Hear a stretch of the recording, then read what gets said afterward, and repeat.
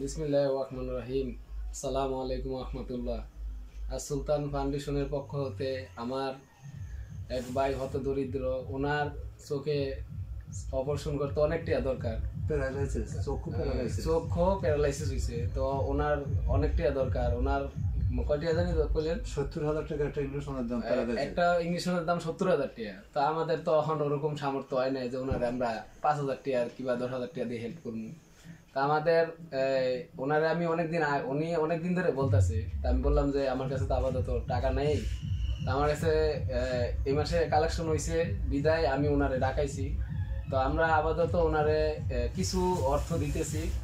হ্যাঁ, সুলতান ফাউন্ডেশনের পক্ষ থেকে আমরা ওনারে এই টিয়াটা আমার একার না, বুঝছেন, টিয়াটা আমার এই সবাই ভাই বেড়াদারা সবাই মিল্লা দিয়া তারপরে আপনারা দিছে। হ্যাঁ, আপনারা দোয়া করবেন আর সুলতান ফাউন্ডেশন যেন সকল অসহায় মানুষের পাশে সবসময় থাকতে পারে।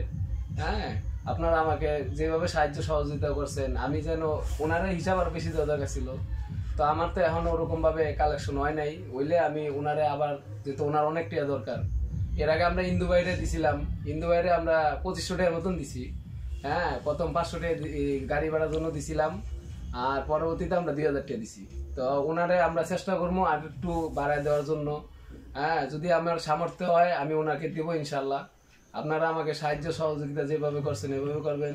আসসালামু আলাইকুম রহমতুল্লাহ। আমি এবার আপনাদের দোয়া করি, আপনাদের ফাউন্ডেশনটা খুব সুন্দর উদ্যোগ। গরিব অসহায় দারিদ্র রোগগ্রস্ত মানুষ যারা খেটি খাতি পারে না, তাদের যে সহযোগিতা আপনারা করেন, আল্লাহ আপনাদেরকে বহু বহু উপরে উঠাবে, আর আল্লাহ আপনাদের মনের আশা কামনা করে আল্লাহ পূরণ করবে। আমিও এইটুকু আশা করি। আর আমি এইটুকু আপনাদের যেহেতু একটা সংগঠন আছে, আপনারা যে ভাইরা উদ্যোগ নিয়েছেন, আপনাদের উদ্যোগ সফল হবেই, ইনশাল্লাহ হবেই।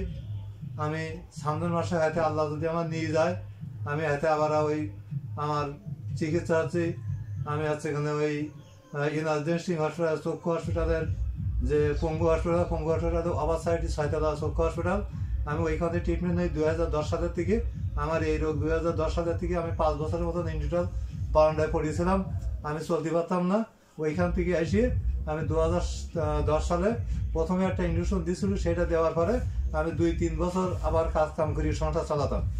আমার পরের থেকে আর কোনো কিছু নেই। ভিটি বাড়ি 4 কাঠা ভিটা ছিল, বিক্রি করি আমার এই চোখে চলে গেছে। একটা দোকান ছিল, সেও আমার চোখে গেছে। এখন আমার লোকের কাছ থেকে সাহায্য করে এই চোখের ট্রিটমেন্ট করা ছাড়া আমার আর কোনো পথ বলি কোনো জিনিস আমার আর নেই। আমার বাড়িওয়ালা, সেও হাটের রোগী, মাঝে মাঝে সেও ফুলিয়ে যায়, কাজকাম করতে পারে না। তারও সেখানে এই আপনাদের মতো মানুষের কাছ থেকে হাত বাড়াইয়ে সাহায্য নিয়ে তারও ওষুধ কিনতে হয়। প্রত্যেকদিন আমার 150 থেকে 200 টাকার আমার আর আমার পরিবারের ওষুধ কেনা লাগে। আমার চক্ষু প্যারালাইসিসের ইঞ্জেকশন বাদেও আমার অ্যাজমার সমস্যা, এই যে ঠান্ডা পড়ছে, এবার এসি বেশি ঠান্ডা পড়লে আমি আর চলতে পারবো না, ওই দমের কষ্টে হাঁপ লেগে আমার বাড়ি বসে থাকতে, যার জন্যে আমি আল্লাহ আমার সৃষ্টিকে দুনিয়ায় রেখেছে। তা খুব কষ্টের পরে আছি রোগগ্রস্ত নিয়ে। তাই আমার বাবাজির সাথে কথা হলো, আমার বাবাজির আম্মার সাথে, মানে আম্মাই আমার বললো যে আমার ছেলে একটা সংগঠন আছে, সংগঠনের মাধ্যম দিয়ে আমার ছেলের এখন সুবিধা অসুবিধা বিপদগ্রস্ত মানুষের দেখে। মধ্যে একদিন এসে আমার বাবাজির সাথে কথা হলো, আমার আব্বাজান বললো যে আপনি সামনের মাসে 5 তারিখে আসেন। তাই আসি, আজকে আমার যদ্দূর উনি পেরেছেন তদ্দূর আপনাদের সংগঠনের পক্ষ থেকে আমাকে দিয়েছেন।